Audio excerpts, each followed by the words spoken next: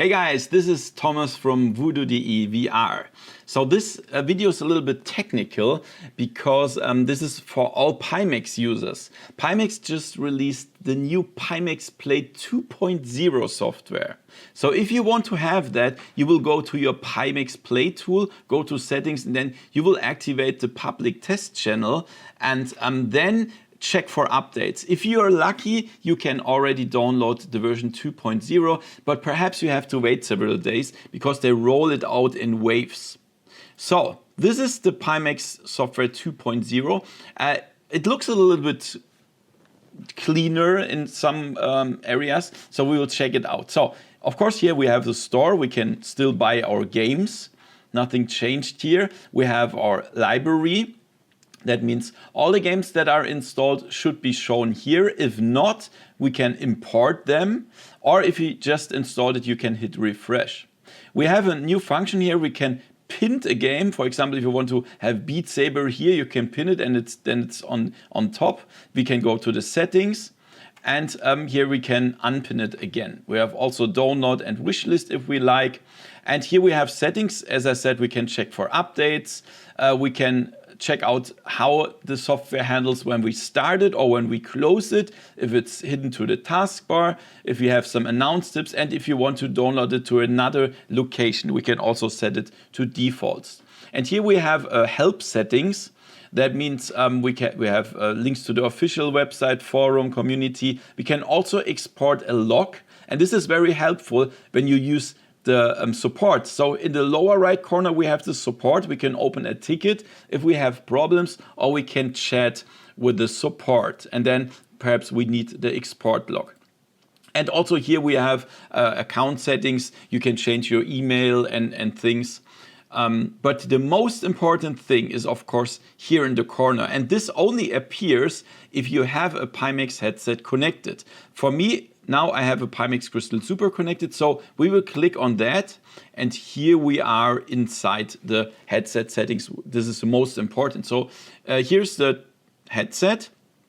Here are the controllers. They are not connected, but if we click that, we get into the controller settings. We will see them soon. And then here, if you have Vive trackers, we can also see them here.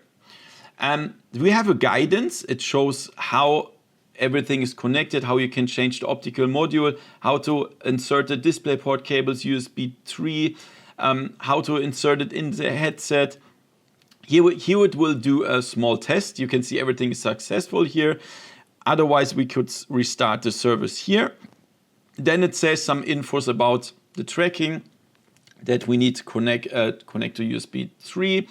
And things, and also indoor lighting frequency should be set right. We will see that setting soon. And here are some controller mappings that you can check out. And here's some very common settings. You can choose between graphics settings, ultra, balanced, or performance, but we can definitely check this out in more detail.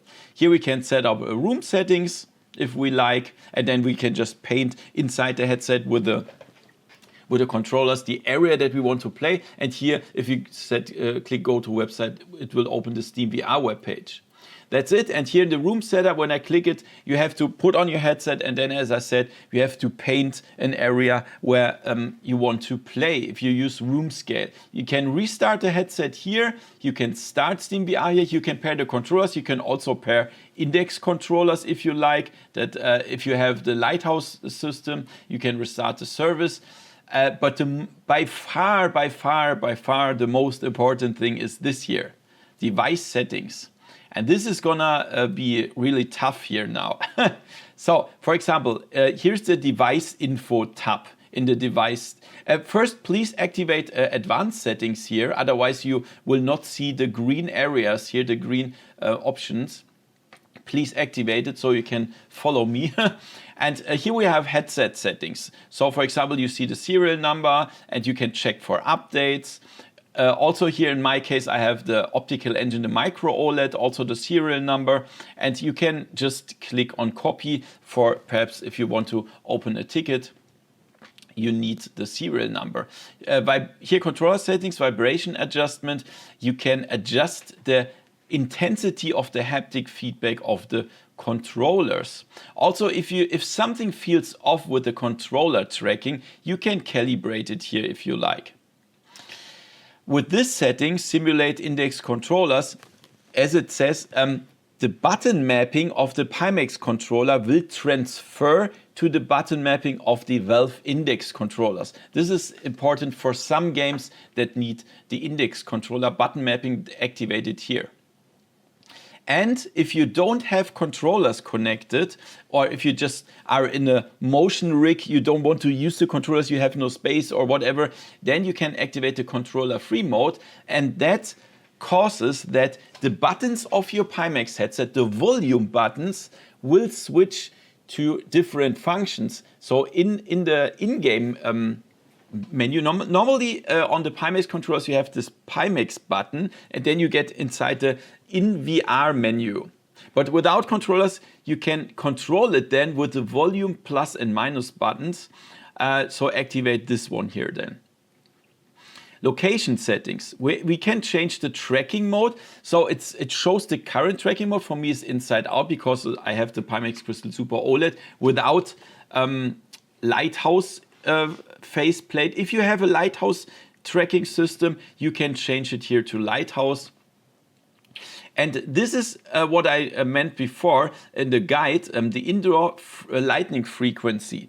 And that means you can set it from 50 to 60. So for example, in Europe here, we have 50 hertz of the lightning in our rooms. And I think in the United States, you have 60. So set it to your corresponding location. Safety zone, if you deactivate it, you will not see the boundary. So when you set the room scale area, you will set an area, and when you in VR, when you get close to it, which is likely a real wall, then you will just crash against that wall, and that's of course not a good idea, right? And then we have a so-called recline mode. Why is the camera so unfocused? I don't know. This camera I have to get rid. I have to get rid of that. I don't know. Whatever. A recline mode.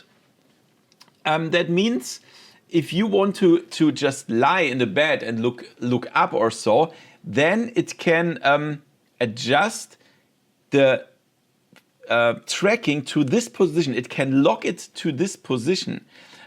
So just look on the ceiling and then hit the Pimax play button, hold it, and then it will lock the tracking into this position if you want to play lying down. Motion compensation. This is only for when you have a rig, like a motion rig, a moving cockpit or racing rig or so, and this causes, you can put a tracker on this motion rig, and then it compensates the moving of the rig and synchronizes that with the movement of the headset. So if the world is shaking because of the motion rig, it compensates that so you don't get sick. That's really cool, but of course only for people that have a motion rig. Then we have visual adaptation. Of course, this is clear. We can set the IPD here, and then the motor will put the lenses in the right direction. We can activate eye tracking here.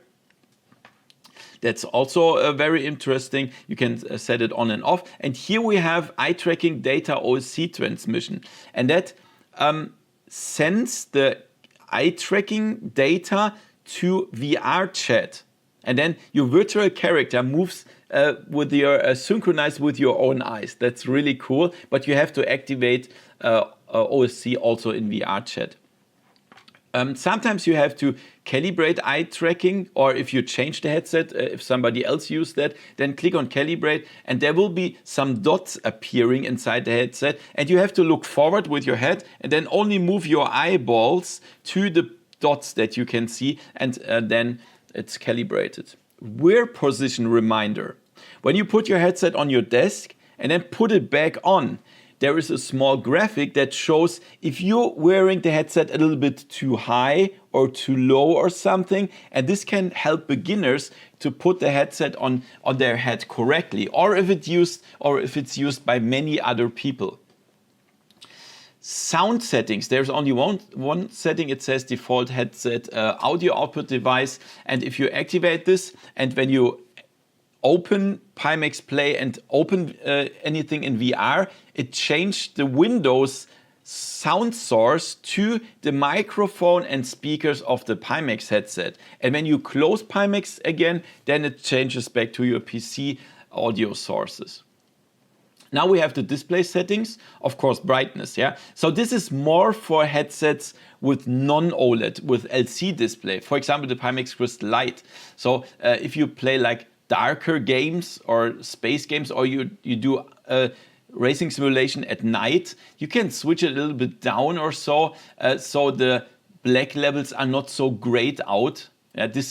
But for my Pimax Crystal OLED, I always used like 100. And here, this is very important, of course, the refresh rate. And the refresh rate, of course, is the higher is better. The picture feels smoother, but of course it needs more power of your PC. So try to set it as high as possible. Sometimes there are different values if you have other headsets. But try to use it as high as possible. If it's struggling, then go a little bit down. And this here is only like for playing around with the LED in front of the headset. There is this V, this Pimax V, and you can set it to green or something like that. And if you messed something up, you can just hit this button, reset this page to default.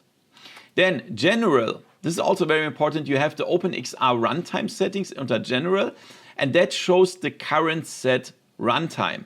In this case, I connected the Pimax. Of course, there's Pimax OpenXR. Normally, if you don't have any other headsets, if you only have the Pimax headset, you can just leave it like that. But if you, like me, have different headsets like the Meta Quest or so, then you have to change the runtime every time you connect another headset, and then it shows something different here. And I suggest a really nice tool where you can switch the OpenXR runtime very nice and fast. It's called OpenXR Runtime Switcher. I will put it in the description, and if you have more than one headset, you can easily change it there. Because if there is something set wrong, if you use a Pimax headset and there is Meta, then the game doesn't even start, or it starts in 2D. Yeah. And this here is new, and this is only for hardcore users. I never used that, OpenXR API layers, and that is for pro users. When you use third-party APIs for OpenXR, you can manage that much easier here. But of course, I have nothing installed. I cannot change it. Here you can set if you want to see the Pimax standard home environment, or if you just want to see nothing when you switched on the headset. I prefer off, to be honest. I don't need any home environment. Headset sleep, of course, when you don't use the headset, this is the time when it goes into sleep mode and turns the display off. I leave it on 20 minutes now because I'm just doing that video. Quick pass-through. So when you hit the headset twice with your hands, it switches to the real pass-through mode, so the camera view. And yeah, that is useful if you want to check your real environment. And you can also set a pass-through hotkey here on the keyboard. So you can push this button. And then image performance. This is by far the most important thing because, yeah, you set the performance here and so on. Image quality, very, very interesting. So it's the most important setting. You can set the render resolution. So how high is the resolution that your PC has to manage? And this is, of course, very dependent on your PC and the game that you play. And here I want to recommend a video that I recently made. I recommended 3 different low, middle, and high-end settings for for your PC or for different things that you can buy and settings that you can use. I will put this into the description. And if you want to see which resolution results in these settings, because you don't see the resolution, right? Even if you go on custom, there is just a random number here. So if you want to see the real rendered resolution, you can just download the tool FPS VR. For some people it works in Steam VR, you can see, but for me it doesn't show the resolution. And you have to install FPS VR and then you see the currently rendered resolution. So I would go for medium if you have a normal PC. If you have a ultra high-end PC, then go for high. I wouldn't go for automatic. I wouldn't do that. Just try it out yourself. Then quad views. So quad views is by NVIDIA, and each eye has two different areas. One very crystal clear, and where on the outer parts of this area it's not rendered with full resolution, and that can save a lot of performance. You can set it to performance, balance quality, or even ultimate, or switch it off. And here you can even, when you have eye tracking, of course this area changes where you look, the rendered area in the middle of the view. And here you can set the gaze area size. For example, horizontal, vertical, the offset, even the gaze area resolution in the middle where you're just looking, or when you have fixed foveated rendering just in the middle, you can set the resolution of that and also the resolution of the peripheral area where you just don't look. This is of course much lower. So this can save a lot of performance. And then we have center rendering. This is an additional setting by Pimax that is, I would say it's even more aggressive for the sharp rendered area in the middle of the view, right? And yeah, but this could feel a little bit artificial, yeah, because the outer areas are rendered very low. So if you still struggle with frames per second or so, you can try to switch that on. Then we have GPU scaling. Here you can reduce the resolution that is rendered in real time by about 70 to 80%, and or to 70 to 80%, yeah. And then you can set an algorithm. We have FSR, this is by AMD, and NIS, this is from NVIDIA. But it doesn't. You can use both with all graphic cards, and yeah, this upscales the resolution again and can save some performance. You can also set it to quality, balance, and performance, and also set the super resolution and sharpness if you like that. But yeah, I would prefer to not use GPU scaling. I would prefer to go for the image quality. The GPU scaling you can use if you have like very weak hardware. You can play around with that a little bit. So then we have sharpness. You can only activate that if GPU scaling is deactivated. So you can see when I activate it, it's grayed out. I cannot use it. So you have to deactivate it, and then here you can use sharpness. Sharpness is also, if you set that to maximum, you need a really strong PC, but it looks much better, clearer and crisper. But try it first with 0.2 and then go higher if it's still smooth. And then of course frame rate. We have something called smart smoothing. And smart smoothing, I would say it generates artificial faked images to cause a more smooth picture. And the pictures that are generated, the software does it via the tracking and video data that the headset brings. But this can lead to some picture errors, and you have to try it per game. Sometimes you don't see it, and then it can really help with performance and frames per second. But yeah, you can use that if your hardware is struggling to hold a different frames per second. Like if you want to hold it on 90 frames per second and it can't do that, just try smart smoothing. And there's also lock frame rate to half refresh rate. And as it says, it locks your frame rate to, for example, if you have 90 Hertz, it locks to 45 Hertz. And that can cause the image to be much smoother instead of having a stuttering 90 frames per second scene. Yeah, but this only works and makes sense if your GPU can at least handle half of the frame rate of the refresh rate. We have color options. This one I never use because if you want to really have individual settings, you can set for every color and every single eye the contrast and brightness. If you want like a lower contrast of blue of the right eye, you will lower that. If you want to have a high brightness of the right eye for red, you can raise that. But yeah, if you feel like you need that, just go for it, but I don't really need that. Custom application configuration, you can set all the settings that we had to different games. For example, if you want to have a setting for Half-Life Alyx, you can choose that here, GPU scaling, sharpness, all the things we went through. And if you want to have something different for Carjack VR Mirage, you can configure that and even start the game here. So, FOV. So here you can choose between normal and narrow. Sometimes you even have large or so. And of course, the higher the FOV, the more you see inside the headset. So if your PC can handle it, always go for the highest setting here.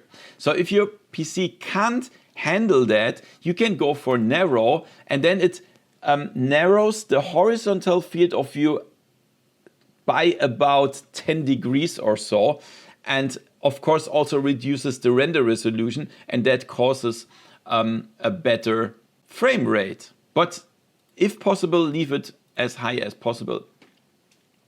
Hidden area mask, you can leave it activated.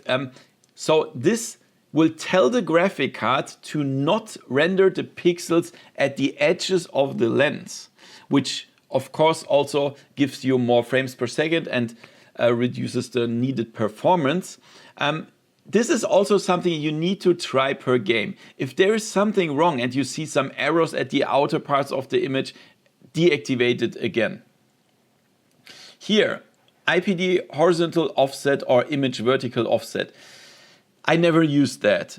This is because normally the IPD adjustment is done mechanical via the motors of the lenses. So you set, for example, I have 59 IPD and I set it to 59 and then the motor drives to 59.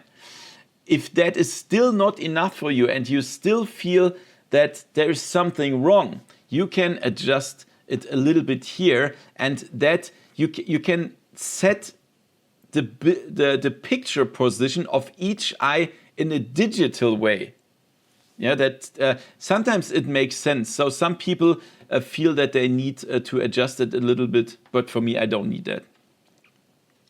And then here we have adapt for Vive exclusive games. You need that for very old games, that for very old Vive titles that need compatibility for HTC Vive. So if a game doesn't start, an older game, try that, but normally leave that deactivated. And guys, some people that don't have OLED displays will have another function here. It's called local dimming. I don't see it here. I don't know even where it is, somewhere here. It says local dimming, and then you can like reduce the brightness of different areas of the headset, which has influence on the contrast and black levels. I would say this fakes a little bit the function of an OLED display, but of course it can never reach the black levels of an OLED, but you can at least try it with the local dimming settings. So guys, that was it. As you can see, this headset is not really for noobs. You really need to know what to do. And if you are aware of what you're doing, you can really get a lot of more performance and really get a perfect crystal clear image with your VR headset by Pimax. This is really nice. And as I said, guys, I made a really nice video about hardware settings and hardware configurations for low, middle and high budget. Check out the link in the description. I made this separate video. It's not a long time ago. Check it definitely out. And also, guys, if you are interested now in a Pimax headset, like for me, I'll use the Pimax Crystal Super Micro OLED. This is really nice. You can also use the Dream Air, the new Dream Air. They are really insane headset. Or if you are low on budget, use the Pimax Crystal Lite. All the links are in the description with coupon codes. So if you are interested in this cool headsets, this is really pro. This is like the ultimate VR experience. And as you can see, the settings are really pro. And you can play your favorite games like Flight Simulator, Microsoft Flight Simulator 2024, or iRacing or DCS World with this headset. Is insane. And if you know the correct settings that I show you in the other video, you can go here and set what I told you, and then you will have a nice experience. So guys, I hope you like what you've seen. If yes, give me a thumbs up, subscribe, and see you next time in virtual reality. See ya. Voodoo.de